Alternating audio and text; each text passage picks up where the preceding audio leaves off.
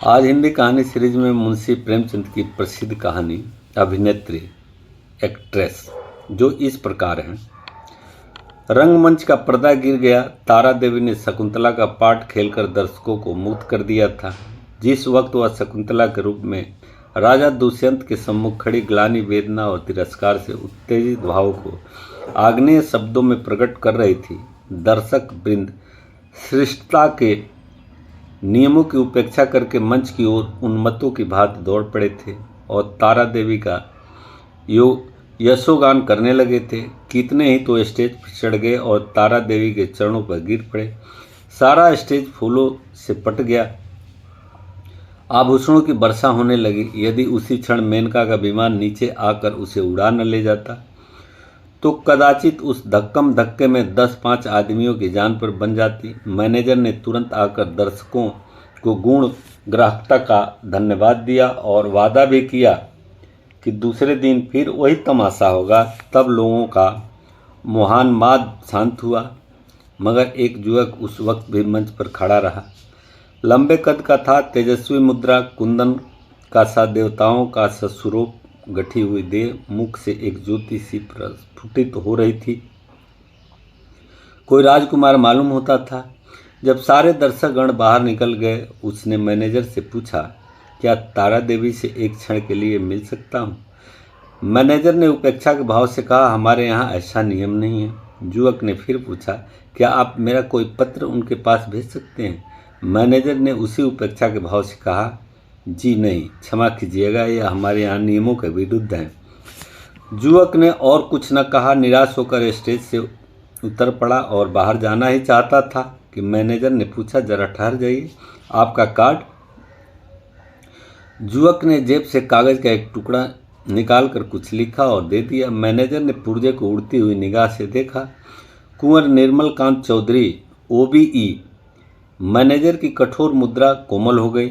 कुंवर निर्मलकांत शहर के सबसे बड़े रईस, तालुकेदार, साहित्य के उज्ज्वल रत्न, संगीत के सिद्धहस्त आचार्य, उच्च कोटि के विद्वान, 8-10 लाख सालाना के नफेदार, जिनके दान से देश की कितनी ही संस्थाएं चलती थीं, इस समय एक क्षुद्र प्रार्थी के रूप में खड़े थे। मैनेजर अपने उपेक्षा भाव पर लज्जित हो गया। विनम्र शब्दों में बोला, क्षमा कीजिएगा, मुझसे बड़ा अपराध हुआ है। मैं अभी तारा देवी के पास हुजूर का कार्ड लिए जाता हूँ। कुंवर साहब ने उनसे रुकने का इशारा करके कहा, नहीं, अब रहने दीजिए, मैं कल 5 बजे आऊँगा। इस वक्त तारा देवी को कष्ट होगा, यह उनके विश्राम का समय है। मैनेजर, मुझे विश्वास है कि वह आपकी खातिर इतना कष्ट सहर्ष सह लेगी। मैं 1 मिनट में आता हूँ। किंतु कुंवर साहब का अपना परिचय देने के बाद अपनी आतुरता पर स्वयं का पर्दा डालने के लिए विवश थे। मैनेजर को सजनता का धन्यवाद दिया और कल आने का वादा करके चले गए। तारा एक साफ सुथरे और सजे हुए कमरे में मेज के सामने किसी विचार में मग्न थी। रात का वह दृश्य उसकी आंखों के सामने नाच रहा था। ऐसे दिन जीवन में क्या बार बार आते हैं? कितने मनुष्य उनके दर्शनों के लिए विकल हो रहे हैं, बस एक दूसरे पर पाट पड़ते थे। कितनों को उसके पैरों से ठुकरा दिया, हाँ ठुकरा दिया था, मगर उस समूह में केवल एक दिव्य मूर्ति अविचलित रूप से खड़ी थी। उसकी आंखों में कितना गंभीर अनुराग था, कितना दृढ़ संकल्प। ऐसा जान पड़ता था मानो दोनों नेत्र उसके हृदय में चुभे जा रहे हों। आज फिर उस पुरुष के दर्शन होंगे या नहीं, कौन जानता है, लेकिन यदि आज उसके दर्शन हुए तो तारा उनसे एक बार बातचीत किए बिना न जाने देगी। यह सोचते हुए उसने आईने की ओर देखा। कमल का सा फूल खिला था। कौन कह सकता था कि नव विकसित पुष्प 33 बसंतों की बहार देख चुका है। वह कांति, वह कोमलता, वह चपलता, वह माधुर्य किसी नव यौवना को लज्जित कर सकता था। तारा एक बार फिर हृदय में प्रेम दीपक जला बैठी। आज से 20 साल पहले एक बार उसको प्रेम का कटु अनुभव हुआ था। तब से वह एक प्रकार का वैधव्य जीवन व्यतीत करती रही। कितने प्रेमियों ने अपना हृदय उसको भेंट करना चाहा था, पर उसने किसी को अपनी ओर आंख उठाकर भी न देखा। उससे उनके प्रेम में कपट की गंध आती थी, मगर आज उसका संयम उसके हाथ से निकल गया। एक बार फिर आज उसे हृदय में उसी मधुर वेदना का अनुभव हुआ जो 20 साल पहले हुआ था। एक पुरुष का सौम्य स्वरूप उसकी आंखों में बस गया, हृदय पट कर खींच गया। उसे वह किसी तरह भूल न सकती थी। उसी पुरुष को उसने मोटर पर जाते देखा होता तो कदाचित उधर ध्यान भी न करती, पर उसे अपने सम्मुख प्रेम का उपहार हाथ में लिए देखकर वह स्थिर न रह सकी। सहसा दाई ने आकर कहा, बाई जी रात की सब चीज़ें रखी हुई है, कहिए तो लाऊं। तारा ने कहा, नहीं, मेरे पास चीज़ें लाने की ज़रूरत नहीं, मगर ठहरो, क्या क्या चीज़ें हैं? एक ढेर का ढेर तो लगा है बाई जी, कहाँ तक गिनाऊं? अशरफियाँ हैं, ब्रूचेज, बाल के पिन, बटन, लॉकेट, अंगूठियाँ, सभी तो है। एक छोटे से डिब्बे में एक सुंदर हार है, मैंने आज तक वैसा हार नहीं देखा, सब संदूक में रख दिया है। अच्छा, वह संदूक मेरे पास ला। दाई ने संदूक लाकर मेज पर रख दिया। उधर एक लड़के ने एक पत्र लाकर तारा को दिया। तारा ने पत्र को उत्सुक नेत्रों से देखा। कुंवर निर्मल कांत, OBE। लड़के से पूछा, यह पत्र किसने दिया? वह तो नहीं जो रेशमी साफा बांधे हुए थे। लड़के ने केवल इतना कहा, मैनेजर साहब ने दिया है, और लपका हुआ बाहर चला गया। संदूक में सबसे पहले डिब्बा नजर आया। तारा ने उसे खोला तो सच्चे मोतियों का सुंदर हार था। डिब्बे में एक तरफ एक कार्ड भी था। तारा ने लपक कर उसे निकाल लिया और पढ़ा, कुंवर निर्मल कांत। कार्ड उसके हाथ से छूटकर गिर पड़ा। वह झपट कर कुर्सी से उठी और बड़े बेग से कई कमरों और बरामदों को पार करती हुई मैनेजर के सामने आकर खड़ी हो गई। मैनेजर ने खड़े होकर उसका स्वागत किया और बोला, मैं रात की सफलता पर आपको बधाई देता हूँ। तारा ने खड़े खड़े पूछा, कुंवर निर्मल कांत क्या बाहर हैं? लड़का पत्र देकर भाग गया। मैं उनसे कुछ पूछ न सकी। कुंवर साहब का रुक्का तो रात ही तुम्हारे चले आने के बाद मिला था, तो आपने उसी वक्त मेरे पास क्यों न भेज दिया? मैनेजर ने दबी जबान से कहा, मैंने समझा तुम आराम कर रही होगी, कष्ट देना उचित न समझा। और भाई, साफ बात यह है कि मैं डर रहा था, वही कुंवर साहब को तुमसे मिलकर तुम्हें खो न बैठूं। अगर मैं औरत होता तो उसी वक्त उनके पीछे हो लेता। ऐसा देवस्वरूप पुरुष मैंने आज तक नहीं देखा। वही जो रेशमी साफा बांधे खड़े थे तुम्हारे सामने, तुमने भी तो देखा था। तारा ने मानो अर्ध निद्रा की दशा में कहा, हाँ देखा तो था। क्या यह फिर आएंगे? हाँ, आज 5 बजे शाम को। बड़े विद्वान आदमी हैं और इस शहर के सबसे बड़े रईस। आज मैं रिहर्सल में न आऊँगी। कुंवर साहब आ रहे होंगे। तारा आईने के सामने बैठी है और दाई उसका श्रृंगार कर रही है। श्रृंगार भी इस जमाने में एक विद्या है। पहले परिपाटी के अनुसार ही श्रृंगार किया जाता था। कवियों, चित्रकारों और रसिकों ने श्रृंगार की मर्यादा सी बांध दी थी। आँखों के लिए काजल लाजमी था, हाथों के लिए मेहंदी, पाँव के लिए महावर, एक एक अंग एक एक आभूषण के लिए निर्दिष्ट था। आज वह परिपाटी नहीं रही। आज प्रत्येक रमणी अपनी सुरुचि, सुबुद्धि और तुलनात्मक भाव से श्रृंगार करती है। उसका सौंदर्य किस उपाय से आकर्षकता की सीमा पर पहुंच सकता है, यही उसका आदर्श होता है। तारा इस कला में निपुण थी। वह 15 साल से इस कंपनी में थी और यह समस्त जीवन उसने पुरुषों के हृदय से खेलने में ही व्यतीत किया था। किस चितवन से, किस मुस्कान से, किस अंगड़ाई से, किस तरह केसों के बिखेर देने से दिलों का कत्लेआम हो जाता है।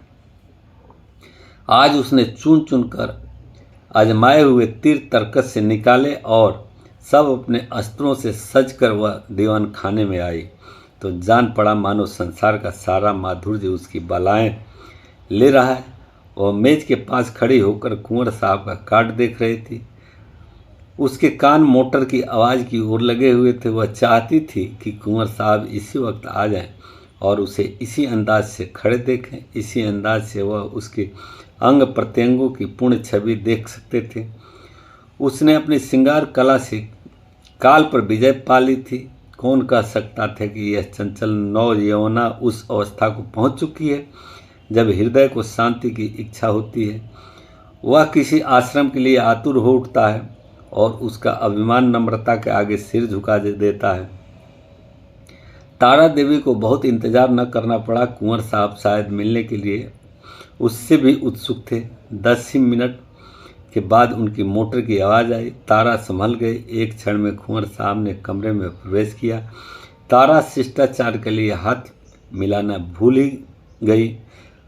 प्रौढ़ावस्था में भी प्रेमी की उद्विग्नता और असावधानी कुछ कम नहीं होती।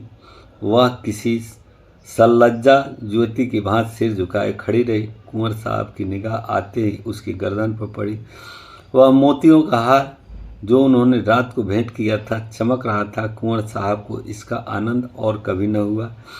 उन्हें एक क्षण के लिए ऐसा जान पड़ा मानो उनके जीवन की सारी अभिलाषा पूरी हो गई। बोले, मैंने आपको आज इतने सवेरे कष्ट दिया, क्षमा कीजिएगा। यह तो आपके आराम का समय होगा। तारा ने सिर से खिसकती हुई साड़ी को संभाल कर कहा, इससे ज़्यादा आराम और क्या हो सकता कि आपके दर्शन हुए। मैं इस उपहार के लिए और क्या आपको मानो धन्यवाद देती हूँ। अब तो कभी कभी मुलाकात होती रहेगी।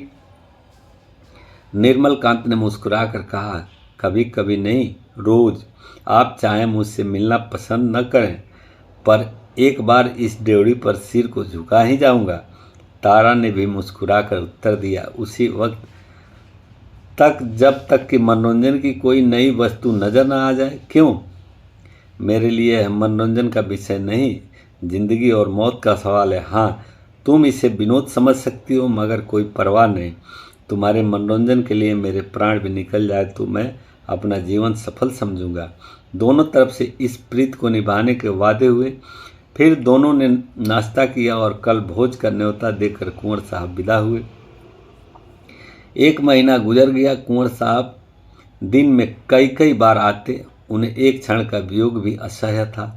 कभी दोनों बाजरे पर दरिया की सैर करते, कभी हरी हरी घास पर पार्कों में बैठे बातें करते, कभी गाना बजाना होता। नित्य नए प्रोग्राम बनते थे। सारे शहर में मशहूर था कि ताराबाई ने कुंवर साहब को फांस लिया और दोनों हाथों से संपत्ति लूट रही है। पर तारा के लिए कुंवर साहब का प्रेम ही एक ऐसी संपत्ति थी जिसके सामने दुनिया भर की दौलत देय थी। उन्हें अपने सामने देखकर उसे किसी वस्तु की इच्छा न होती थी। मगर 1 महीने तक इस प्रेम के बाजार में घूमने पर भी तारा को वह वस्तु न मिली जिसके लिए उसकी आत्मा लोलुप हो रही थी। वह कुंवर साहब से प्रेम की, अपार और अतुल प्रेम की, सच्चे और निष्कपट प्रेम की बातें रोज सुनती थी, पर उसमें विवाह का शब्द न आने पाता था। मानो प्यासे को बाजार में पानी छोड़कर और सब कुछ मिलता हो। ऐसे प्यासे को पानी के सिवा और किस चीज़ की से तृप्ति हो सकती है। प्यास बुझाने के बाद संभव है और चीज़ों की तरफ उसकी रुचि हो, पर प्यासे के लिए तो पानी सबसे मूल्यवान पदार्थ है। वह जानती थी कि कुंवर साहब उसके इशारे पर प्राण तक दे देंगे, लेकिन विवाह की बात क्यों उनकी जबान से नहीं मिलती। क्या इस विषय का कोई पत्र लिखकर अपना आशय कह देना संभव था? फिर क्या वह उसको केवल विनोद की वस्तु बनाकर रखना चाहते थे? यह अपमान उससे न सहा जाएगा। कुंवर के एक इशारे पर वह आग में कूद सकती थी, पर यह अपमान उसके लिए असह्य था। किसी शौकीन रईस के साथ वह इससे कुछ दिन पहले शायद 1-2 महीने रह जाती और उसे नोच खसोट कर अपनी राह लेती, किंतु प्रेम का बदला प्रेम है। कुंवर साहब के साथ वह यह निर्लज जीवन न व्यतीत कर सकती थी। उधर कुंवर साहब के भाई बंद भी गाफिल न थे। वे किसी भांति उन्हें ताराबाई के पंजे से छुड़ाना चाहते थे। कहीं कुंवर साहब का विवाह ठीक कर देना ही एक ऐसा उपाय था जिससे सफल होने की आशा थी, और यही उन लोगों ने किया। उन्हें यह भय तो न था कि कुंवर साहब इस एक्ट्रेस से विवाह करेंगे। हाँ, यह भय अवश्य था कि कहीं रियासत का कोई हिस्सा उसके नाम कर दें या उसके आने वाले बच्चे को रियासत का मालिक बना दें। कुंवर साहब पर चारों ओर से दबाव पड़ने लगे। यहाँ तक कि यूरोपियन अधिकारियों ने भी उन्हें विवाह कर लेने की सलाह दी। उस दिन संध्या समय कुंवर साहब ने ताराबाई के पास जाकर कहा, तारा देखो, तुमसे एक बात कहता हूँ, इनकार न करना। तारा का हृदय उछलने लगा। बोली, कहिए क्या बात है? ऐसी कौन वस्तु है जिसे आपकी भेंट करके मैं अपने को धन्य समझूं? बात मुंह से निकलने की देर थी। तारा ने स्वीकार कर लिया और हर्षोन्माद की दशा में रोती हुई कुंवर साहब के पैरों पर गिर पड़ी। एक क्षण के बाद तारा ने कहा, मैं तो निराश हो चली थी, आपने बड़ी लंबी परीक्षा ली। कुंवर साहब ने जबान दांतों तले दबाई, मानो कोई अनुचित बात सुन ली हो। यह बात नहीं है तारा, अगर मुझे विश्वास होता कि तुम मेरी याचना स्वीकार कर लोगी तो कदाचित पहले ही दिन मैंने भिक्षा के लिए हाथ फैलाया होता, पर मैं अपने को तुम्हारे योग्य नहीं पाता था। तुम सद्गुणों की खान हो और मैं जो कुछ हूँ वह तुम जानती ही हो। मैंने निश्चय कर लिया था कि उम्र भर तुम्हारी उपासना करता रहूँगा। शायद कभी प्रसन्न होकर तुम मुझे बिना मांगे ही वरदान दे दो, बस यही मेरी अभिलाषा थी। मुझ में अगर कोई गुण है तो यही है कि मैं तुमसे प्रेम करता हूँ।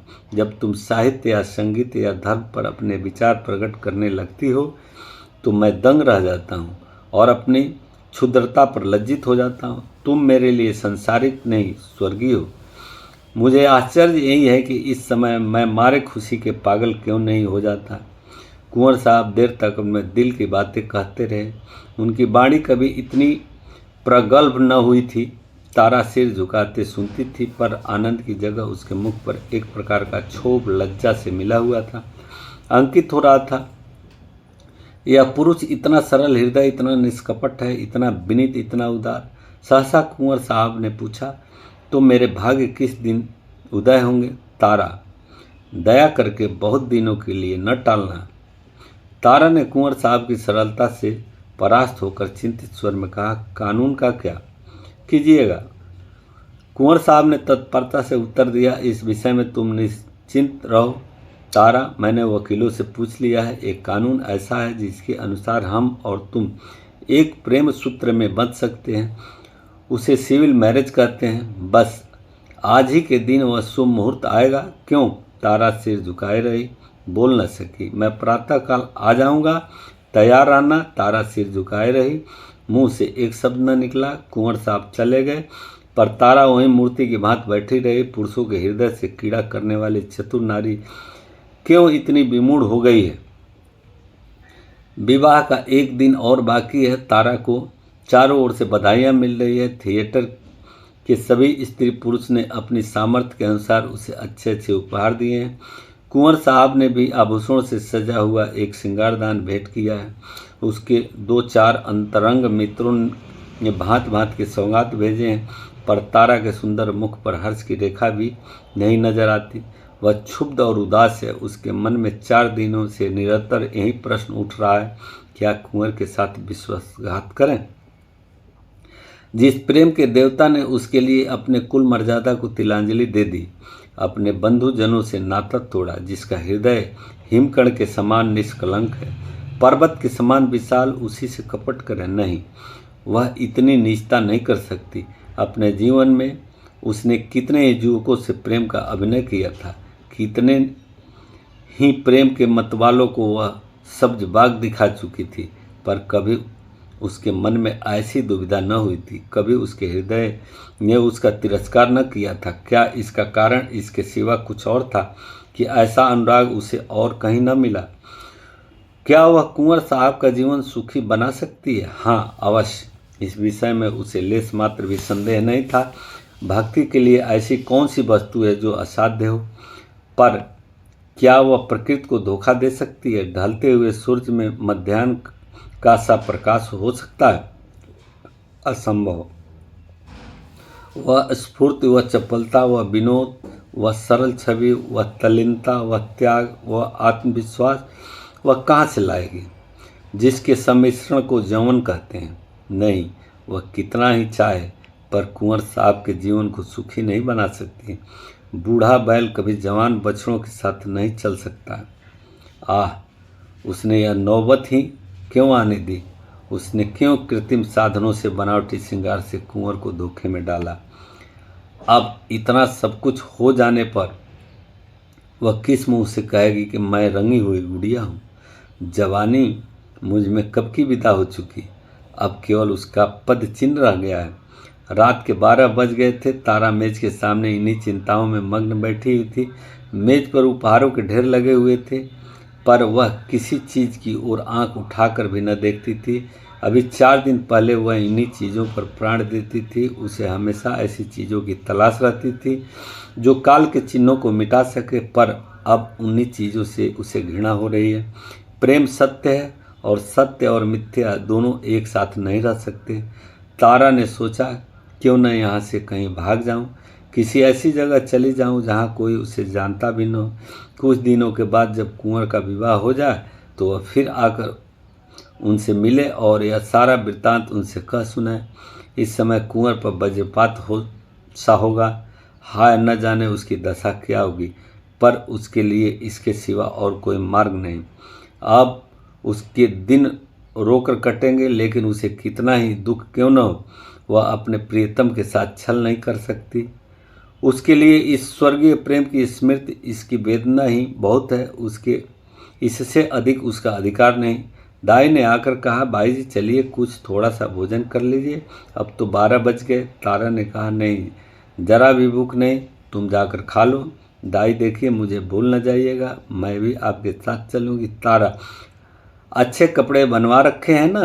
दाई, अरे भाई जी, मुझे अच्छे कपड़े लेकर क्या करना है, आप अपना कोई उतारा दे दीजिएगा। दाई चली गई।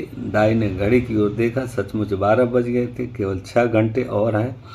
प्रातःकाल कुंवर साहब उसे विवाह मंदिर में ले जाने के लिए आ जाएंगे। हाय भगवान, जिस पदार्थ से तुमने इतने दिनों तक उसे वंचित रखा, वह आज क्यों सामने लाए? यह भी तुम्हारी कीड़ा है। तारा ने एक सफ़ेद साड़ी पहन ली, सारे आभूषण उतार कर रख दिए। गर्म पानी मौजूद था। साबुन और पानी से मुंह धोया और आईने के सम्मुख जाकर खड़ी हो गई। कहाँ थी वह छवि, वह ज्योति जो आंखों को लुभा देती थी? रूप वहीं था, पर कांति कहाँ? अब भी वह यौवन का स्वांग भर सकती है। तारा को अब वहाँ एक क्षण भी और रहना कठिन हो गया। मेज पर फैले हुए आभूषण और विलास की सामग्रियाँ मानो उसे काटने लगी। यह कृत्रिम जीवन असह्य हो उठा। खस की टटियाँ और बिजली के पंखों से सजा हुआ शीतल भवन उसे भट्ठी के समान तपने लगा। उसने सोचा, कहाँ भाग कर जाऊँ? रेल से भागती हूँ तो भागने न पाऊँगी। सवेरे ही कुंवर साहब के आदमी छूटेंगे और चारों तरफ मेरी तलाश होने लगेगी। वह ऐसे रास्ते से जाएगी जिधर किसी का ख्याल भी न आ जाए। तारा के हृदय इस समय गर्व से छल पड़ता था। और दुखी न थी, निराश न थी। फिर कुंवर साहब से मिलेगी, किंतु वह निस्वार्थ संजोग होगा। प्रेम के बनाए हुए कर्तव्य मार्ग पर चल रही है, फिर दुख क्यों हो और निराश क्यों हो? सहसा उसे ख्याल आया, ऐसा न हो कुंवर साहब उसे वहाँ न पाकर शेख बेहुलता की दशा में अनर्थ कर बैठे। इस कल्पना से उसके रोंगटे खड़े हो गए। एक क्षण के लिए उसका मन कातर हो उठा। फिर वह मेज पर जा बैठी और यह पत्र लिखने लगे। प्रीतम, मुझे क्षमा करना, मैं अपने को तुम्हारी दासी बनने के योग्य नहीं पाती। तुमने मुझे प्रेम का वह स्वरूप दिखा दिया जिसकी इस जीवन में मैं आशा न कर सकती थी। मेरे लिए इतना ही बहुत है। मैं जब जीऊँगी तुम्हारे प्रेम में मग्न रहूँगी। मुझे ऐसा जान पड़ रहा है कि प्रेम की स्मृति में प्रेम के भोग से कहीं अधिक माधुर्य और आनंद है। मैं फिर आऊँगी, फिर तुम्हारे दर्शन करूँगी, लेकिन उसी दशा में जब तुम विवाह कर लोगे। यही मेरे लौटने की शर्त है। मेरे प्राणों के प्राण, मुझसे नाराज न होना। ये आभूषण जो तुमने मेरे लिए भेजे थे, अपनी ओर से नववधू के लिए छोड़ जाती हूँ। केवल वह मोतियों का हार जो तुम्हारे प्रेम का पहला उपहार है, अपने साथ लिए जाती हूँ। तुमसे हाथ जोड़कर कहती हूँ, मेरी तलाश न करना। मैं तुम्हारी हूँ और सदा के लिए तुम्हारी रहूँगी। तारा। यह पत्र लिखकर तारा ने मेज पर रख दिया, मोतियों का हार गले में डाला और बाहर निकल आई। थिएटर हॉल से संगीत की ध्वनि आ रही थी। एक क्षण के लिए उसके पैर बंध गए। 15 वर्षों का पुराना संबंध आज टूट रहा था। सहसा उसने मैनेजर को आते देखा। उसका कलेजा धक हो गया। वह बड़ी तेजी से लपक कर दीवार के आड़ में खड़ी हो गई। ज्यों ही मैनेजर निकल गया, वह हाथे से बाहर आई और कुछ दूर गलियों में चलने के बाद उसने गंगा का रास्ता पकड़ा। गंगा तट पर सन्नाटा छाया हुआ था। 10-5 साधु बैरागी धुनियों के सामने लेटे थे। 10-5 यात्री कंबल जमीन पर बिछाए सो रहे थे। गंगा विशाल सर्प की भांति रेंगती चली जाती थी। एक छोटी सी नौका किनारे पर लगी हुई थी। मल्लाह नौका में बैठा हुआ था। तारा ने मल्लाह को पुकारा, ओ माझी, उस पार नाव ले चलेगा? माझी ने जवाब दिया, इतनी रात गए नाव न जाई। मगर दूनी मजदूरी की बात सुनकर उसे डांट उठाया और नाव को खेता हुआ बोला, सरकार, उस पार कहाँ जाइए? उस पार एक गांव में जाना है। मुद्दा, इतनी रात गए कौनो सवारी सिकरी न मिली। कोई हर्ज नहीं, तुम मुझे उस पर पहुंचा दो। माझी ने नाव खोल दी। तारा उस पर जा बैठी और नौका मंद गति से चलने लगी, मानो जीव स्वप्न साम्राज्य में विचर रहा हो। इसी समय एकादशी का चांद पृथ्वी से उस पार अपने उज्जवल नौका खेता हुआ निकला और व्योम सागर को पार करने लगा।